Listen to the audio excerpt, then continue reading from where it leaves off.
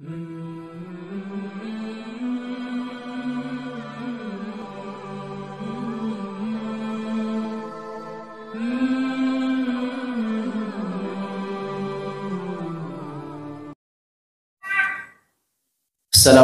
warahmatullahi wabarakatuh.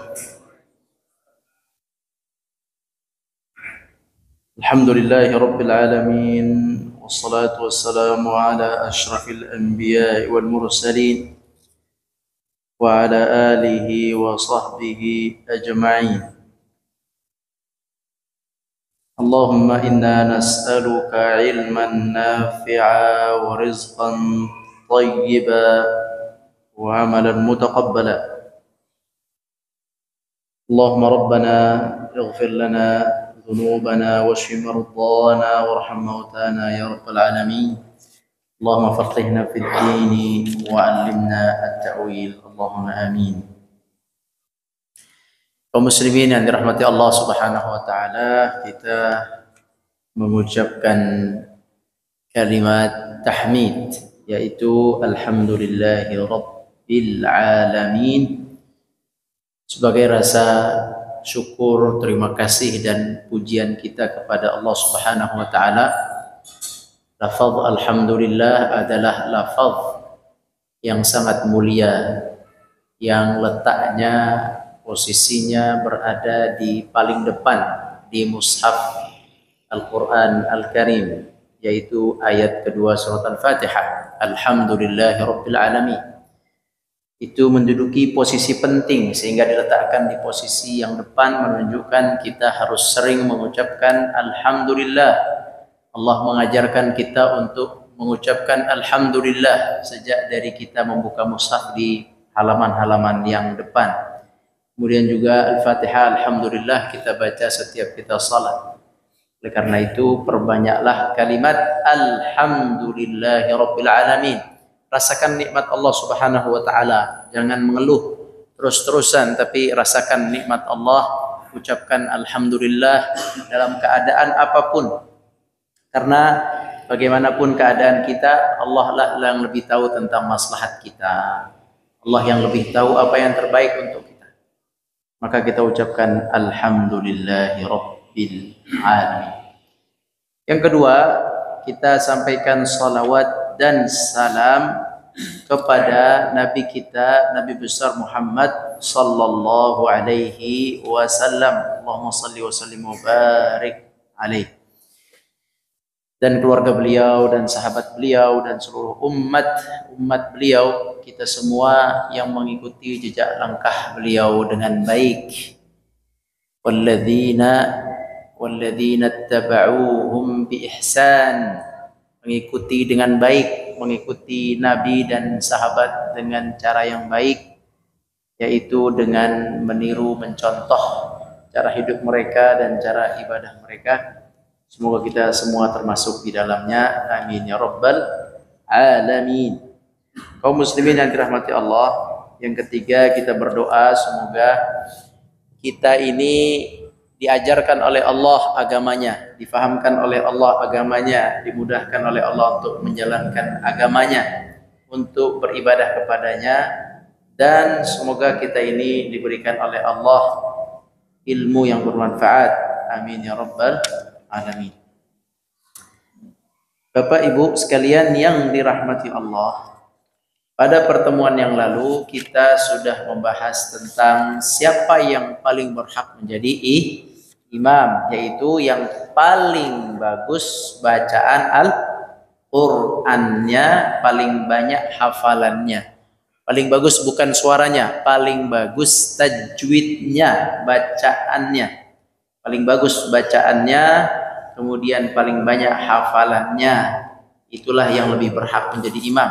Jika sama dua orang sama-sama bagus tilawah Al-Qur'annya, bagus juga hafalannya, maka yang didahulukan adalah yang paling banyak mengetahui hadis-hadis Nabi atau fiqih salat. Itu yang kedua. Kemudian yang berhak selanjutnya menjadi imam adalah orang-orang yang memiliki kekuasaan di tempatnya, berarti imam rawatib, tuan rumah, yang punya kekuasaan di tempat itu lebih berhak daripada yang lainnya. dan seterusnya. Kemudian juga kemarin sudah dijelaskan bahwa imam dan makmum itu bisa berbeda status.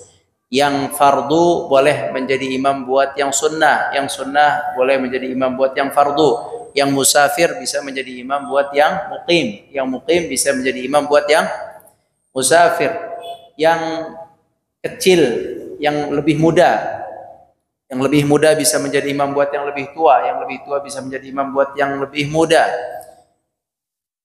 dan seterusnya. Masih banyak lagi kisah-kisahnya tentang dibolehkannya seseorang itu berbeda statusnya ketika menjadi imam. Pembantu boleh menjadi imam buat tuannya, budak boleh menjadi imam buat tuannya, atau tuannya bisa menjadi imam buat budaknya, dan seterusnya. Alhamdulillah di mata Allah itu yang penting apa? Bukan status tapi taqwa.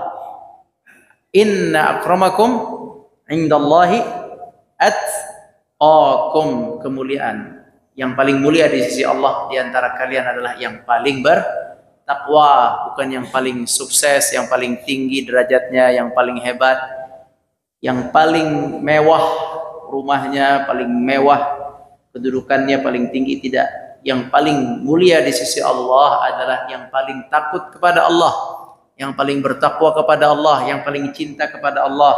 Itulah yang penting dalam Islam. Makanya statusnya tidak apa-apa kalau status tadi yang lebih muda, yang lebih tua, budak atau tuan, itu tidak ada masalah. Yang statusnya lebih rendah di masyarakat mengimami buat yang statusnya lebih tinggi, tidak ada masalah sama sekali. Baik. Kemudian bagi imam dalam berdoa, apabila dia berdoa maka berdoalah untuk semuanya, jangan berdoa untuk sendiri. Doa dalam doa, misalnya doa salat Idul Fitri dalam khutbah, doa salat Jumat dalam khutbah, atau doa imam ketika qunut salat witir misalnya, atau qunut nazilah misalnya, qunut witir di Ramadan atau qunut nazilah misalnya, maka doalah untuk bersama-sama, bukan sendiri. Baik, ini selesai pembahasan yang kemarin. Sekarang kita masuk pembahasan baru.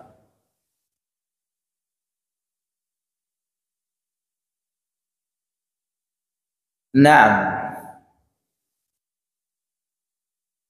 Sekarang adalah kita masuk ke pembahasannya ini kecil-kecil, temanya beda-beda ini. Jadi masih berkaitan dengan sholat jamaah. Permasalahan yang pertama atau bab yang pertama adalah boleh kita keluar dari imam. Apa? Boleh keluar dari imam.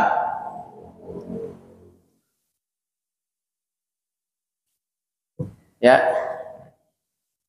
Kapan boleh keluar dari imam?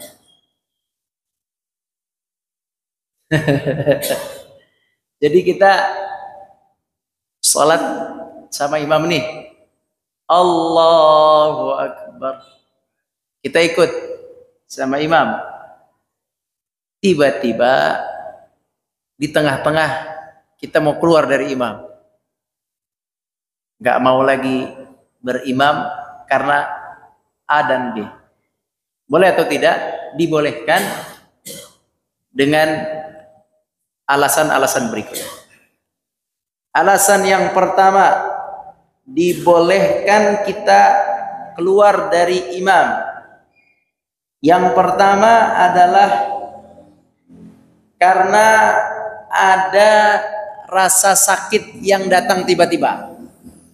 Ya, kita sholat dengan imam sehat-sehat aja, kemudian tiba-tiba di tengah-tengah rakaat ada yang sakit yang menyebabkan kita harus cepat keluar dari imam, maka dibolehkan keluar dari imam. Sisanya sholat sendiri berarti. Jadi bukan keluar berarti bukan kabur ya. Jadi tetap di situ, tapi dia tidak ikut imam. Dia cepatkan, tak dia cepatkan. Imam masih berdiri, dia sholat duluan. Dan nyamuk masuk. Itu dibolehkan jika ada rasa sakit yang datang secara tiba-tiba. Kemudian apabila ada rasa takut hilang, misalnya antum pakai sendal baru, biasanya begitu, sepatu baru mahal, jadi dia sholat kepikiran tuh sepatu baru, sendal baru, atau naruh tas, ternyata tasnya ketinggalan di sana nih, belum diangkat ke sini. Itu juga silakan, daripada antum pusing, khusyuk mikirin tas, mending antum keluar maksudnya adalah sholat sendiri. Silakan keluar dari imam, cepat sholat sendiri, imam silakan lanjutkan, antum pecah rakaatnya duluan. Gitu, bukan membatalkan, bukan. Tapi mempercepat sholat. Mempercepat sholat sendiri, tidak ikut dari imam. Ya, ada barang yang antum takut hilang. Atau misalnya ternyata kunci motor, ingat, waduh, kunci motor ternyata lupa, nempel di gantungan. Wah, itu antum sholat kalau kabut. Nah, itu nggak khusyuk. Sholat seperti itu boleh meninggalkan imam, silakan cepat, kemudian ambil kunci motor. Selesaikan sholat cepat, kemudian ambil kunci motor. Begitu juga misalnya akan ditinggalkan oleh rombongan, udah janji jam sekian, aduh, ditelepon terus berkali-kali, kita lagi sholat, imamnya belum selesai, lama juga, akhirnya kita keluar dari imam untuk menuju rombongan, kalau enggak udah ditinggal oleh rombongan, dan seterusnya. Nah, cuman di sini ada satu sebab yang menyenangkan kita ini, yang menyenangkan orang-orang yang tertentu nih, yaitu boleh kita keluar dari shaf imam, meninggalkan imam, sholat duluan, ruku duluan, kalau imam bacanya kepanjangan. Nah, jadi boleh Pak, ya. Oh, panjang banget nih. Ya udah Pak, keluar aja. Dalam arti keluar, udah sendiri aja sholatnya. Udah ruku sendiri, sujud sendiri. Tadi liatin orang. Nah, ini ada dalilnya. Ya, jadi dibolehkan. Apa ceritanya? Ceritanya adalah kana Mu'adz yusalli ma'a Rasulillah sallallahu alaihi wasallam salat al-Isya. Ceritanya seorang sahabat namanya Mu'adz. Mu'adz salat Isyanya di Masjid Nabawi. Tsumma yarji'u ila qaumihi. Salat di Masjid Nabawi bersama Nabi. Setelah salat bersama Nabi, pulang ke kampungnya. Kalau di sini rumahnya di mana misalnya, agak jauh di Sreng-Sreng dengan lapangan bola misalnya. Jadi di sana ada sekelompok kaumnya Mu'adz di dekat sana, tapi Mu'adz maunya jadi makmum di Masjid Nabi, maka Mu'adz salatnya di Masjid Nabi. Nanti yang kaum sana, kampungnya Mu'adz, biasanya nungguin Mu'adz pulang. Ya, kalau di sini misalnya 7:30 selesai salat Isya, di sana jam 8 kurang 15 baru sholat Isya bersama Mu'adz. Jadi sholat Isyanya diakhirkan, dan boleh mengakhirkan sholat Isya.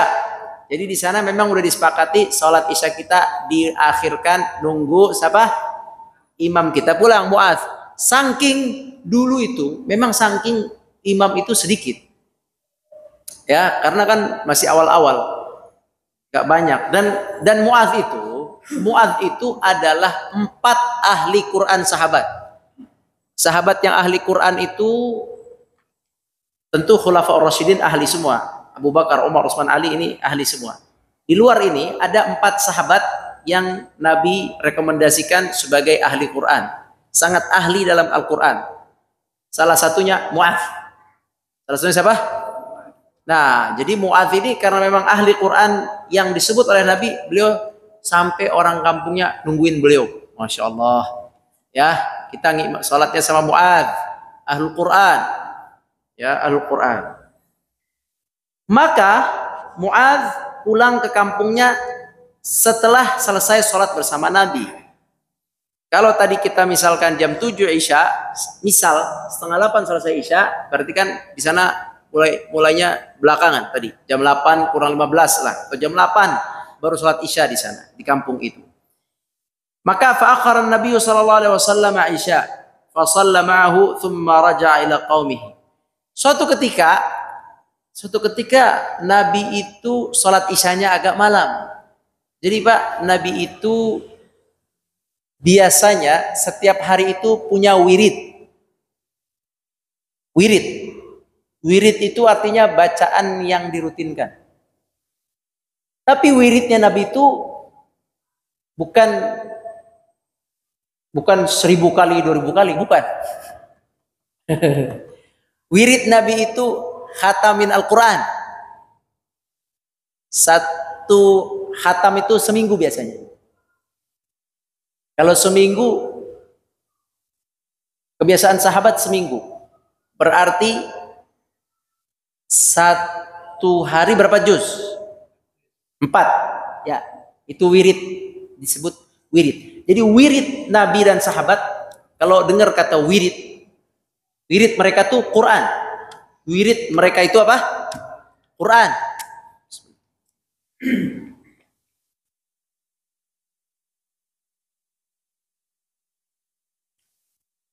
Jadi Quran itu adalah zikir paling tinggi. Di bawahnya zikir-zikir yang lain. Semua zikir yang lain itu bagus, tasbih, takbir, tahmid, bagus, tapi Al-Quran di atas itu. Karena Al-Quran di dalamnya ada tasbih, ada tahmid, ada tahlil, ada la ilaha illallah, ada tentang Allah, semua ada di Al-Quran Al-Karim. Jadi Al-Quran itu adalah zikir yang paling tinggi. Nah, wiridnya Nabi dan sahabat itu adalah Al-Quran. Mereka punya target, biasanya seminggu khatam. Atau terkadang 10 hari khatam, terkadang 15 hari khatam, terkadang 20 hari khatam, terkadang 30 hari khatam. Itu kebiasaan mereka. Kalau kebiasaan kita, khatamnya di bulan Ramadan.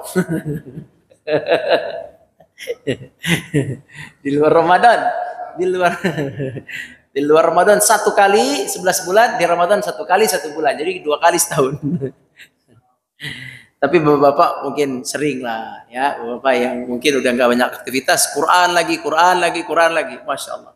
Kalau dulu sahabat punya wiridnya Quran. Nah, Nabi suatu malam itu beberapa kali beliau itu Sallallahu Alaihi Wasallam itu sholat isyanya belakangan, karena belum selesai wiridnya. Ba'dal maghrib sampai isya baca Quran, Pak, baca Quran. Tapi belum selesai, maka sama beliau terus dikejar sampai terlambat. Salah satu kisah, beliau di sini sempat agak akhir sholat isyanya. Makanya tadi sholat isya itu boleh diakhirkan. Jadi tidak apa-apa nih. Misal di beberapa masjid kita sholat isya, kita sholat maghrib, habis maghrib kita sholat, kita kajian seperti ini. Habis kajian nanti jam 7 azan. Habis azan kajiannya dilanjutkan, itu sebenarnya nggak apa-apa. Qomatnya diakhirkan misalnya. Ya gitu-gitu tidak ada masalah, khusus untuk sholat Isya tidak ada masalah. Nabi pun pernah melakukan hal seperti itu. Nah, termasuk di dalam hadis ini. Di dalam hadis ini disebutkan bahwa Nabi mengakhirkan salat. Salat apa? Salat Isya. Ya kalau diakhirkan, kalau tadi jam 7 harusnya salat jam 7, 10, 15, jadi jam 8 lah. Jadi salatnya saja sudah terlambat. Maaf, bukan terlambat, diakhirkan. Nah, Mu'adz saat itu tetap menunggu sholat bersama Nabi sampai akhirnya selesainya agak belakangan. Misalnya biasa 7:30 selesai, ini 8:30 jadi selesai. Karena mulainya belakangan. Kemudian setelah selesai jam 8:30, misal aja jam 8:30, Mu'adz pulang ke kampungnya. 15 menit misalnya atau setengah jam sampai kampungnya jam 9. Orang di kampungnya subhanallah, ajib, yani menakjubkan. Menunggu Mu'adz. Subhanallah, mereka menunggu Mu'adz walaupun terlambat, ditunggu Mu'adz. Maka datang Mu'adz radhiyallahu anhu, maka qomatlah mereka. Ketika qomat, sudah sholat, Mu'adz radhiyallahu anhu baca Al-Fatihah. Setelah Al-Fatihah, Mu'adz radhiyallahu anhu baca surat Alif Lam Mim. Dzalikal kitabu la raiba fihi hudal lil muttaqin. Surat apa itu? Al-Baqarah. Enggak tahu berartinya di mana. Kalau sahabat udah baca surat itu enggak tahu Pak berartinya di mana, Pak. Ya, udah Ulangnya apa? Terlambat malam yang dibaca surat Al-Baqarah. Begini-begini nih. Ini subhanallah. Maka ada seseorang fa'akhara rajulun. Ada seseorang yang keluar dari shaf. Dia mundur ke belakang, ya, kemudian dia sholat sendiri. Kalau ini mundurnya nih fata'akhara, mundurnya tuh kayaknya masih sholat ya. Masih sholat, jadi tidak membatalkan sholat. Dia mundur, ambil ke pojok, misah, dia sholat sendiri. Fasalla wahdahu, sholat sendiri. Kemudian setelah selesai sholat, faqila lahu nafaqta ya fulan. Maka orang-orang mengatakan kepada dia, kamu munafik. Allah. Kasihan ya. Yang tadi keluar dari shaf dianggap sebagai munafik. Kamu munafik ya fulan. Kemudian si orang tersebut membela diri. La, saya bukan munafik. Mana faktu? Saya tidak munafik. Walakin la'atiyanna Rasulullah sallallahu alaihi wasallam fa ukhbiru. Saya enggak munafik. Saya akan laporkan kepada Nabi sallallahu alaihi wasallam kejadian malam tadi. Saya laporin. Saya mau tanya ke Nabi, siapa yang akan benar, siapa yang salah. Ya, berani beliau. Fa'atan Nabi, maka beliau pun datang kepada Nabi sallallahu alaihi wasallam. Kemudian beliau ceritakan, ya Rasulullah, ceritanya gitu. Mu'adz datangnya terlambat, yang dibaca surat Al-Baqarah. Saya itu nggak tahu dia mau berhenti kapan. Mau berhenti ayat berapa saya nggak tahu. Pokoknya nggak tahu juga nih dia keluar di ayat berapa nggak tahu Pak. Apa masih di awal Alif Lam Mim atau di Dzalikal Kitab, nggak tahu juga. Tapi yang jelas dia melihat Al-Baqarah, maka beliau langsung mundur. Berarti ini menunjukkan kebiasaan ya. Sahabat kalau baca tuh panjang ya. Masya Allah. Terus beliau ditanya sama Rasulullah, kenapa kamu mundur? Alasannya apa? Pertama, saya capek siang. Saya bertani. Saya udah kerja capek. Yang kedua, sholatnya udah akhir, terlambat. Yang ketiga, bacaannya nggak tahu kapan berhenti itu. Surat Al-Baqarah ayat pertama. Dia ungkapkan alasannya radhiyallahu anhu. Maka dipanggil oleh Rasul Mu'adz. Mu'adz, apa benar yang diceritakan? Kemudian kata orang tersebut, kata Mu'adz, betul. Iya betul. Ya, dia munafik. Ya Rasulullah, dia keluar dari shaf kaum muslimin. Maka kata Rasulullah sallallahu alaihi wasallam, afattanun anta ya Mu'adz? Afattanun anta ya Mu'adz? Diulangi 2 kali oleh Rasulullah sallallahu alaihi wasallam, wahai Mu'adz, apakah engkau membuat orang-orang lari dari agama Allah? Apakah engkau membuat orang-orang lari dari agama Allah? Diomelin. Yang diomelin siapa? Subhanallah. Jadi memang beda. Kalau salatnya di Masjid Nabi, semuanya siap, jamaahnya siap panjang. Tapi kalau udah pindah dikit ke kampung dikit, jamaahnya kagak siap panjang. Wajar ya. Berarti dari dulu udah beda-beda. Masjid yang ini jamaahnya udah siap panjang semua. Pesantren, kalau pesantren apalagi anak-anak santri dipanjangin nggak apa-apa itu. Ya. Tapi ada musola masjid-masjid yang kalau dipanjangin mungkin memang belum sanggup. Nah, tidak ada masalah. Ini kisah di sinilah kisah yang tidak sanggup dipanjangkan sholatnya. Maka keluar dari shaf, kemudian diceritakan ke Nabi, maka yang dibela oleh Nabi adalah yang keluar dari shaf. Nah, itu dia tadi. Jadi imam yang panjang ini memang kalau terus-terusan panjang terus, udah tahu terlambat, udah tahu ini subhanallah, itu pernah ditegur oleh Nabi. Jadi nggak apa-apa sebenarnya ditegur kalau memang terlalu panjang, nggak apa-apa. Jadi ya kita terima kalau memang itu kepanjangan yang ntar dipendekin. Ya, nggak apa-apa. Nah, kata Nabi, kamu jangan begitu Mu'adz, iqra surat kadza wa kadza, baca surat ini dan ini dan ini dan ini. Maksudnya surat-surat yang sedang-sedang saja. Nah, jadi itu yang pertama. Jadi boleh keluar dari shaf dengan alasan-alasan yang banyak tadi. sakit, ada barang yang khawatir hilang, ada keperluan-keperluan yang benar-benar mendesak, silakan. Sampai bahkan di sini disebutkan kalau antum ketinggalan rombongan, misal di pesawat, di bandara, ini udah tinggal sedikit lagi panggilan terakhir masuk ke musola. Ini imam lama banget ini, udah kita keluar, sholat sendiri, lanjutin sholatnya. Jangan dibatalin, maksudnya ini bukan dibatalkan, tapi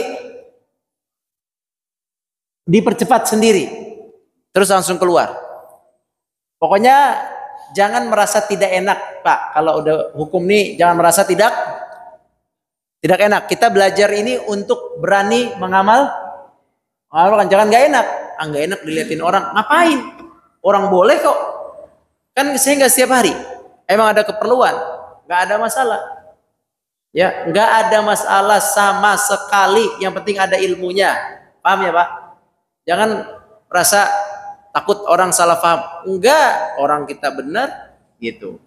Jadi silakan yang mau mempercepat karena alasan tertentu, silakan percepat baru keluar dari shaf. Pulang duluan, enggak apa-apa.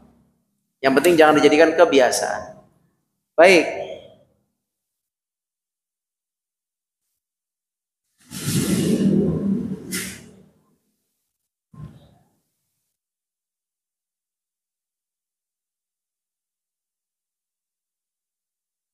Jadi yang kedua, sekarang yang kedua, udah selesai ya. Makmum boleh bukan membatalkan, tapi mempercepat sholat sendiri keluar dari gerakan imam. Keluar gerakan imam, jadi sholat sendiri.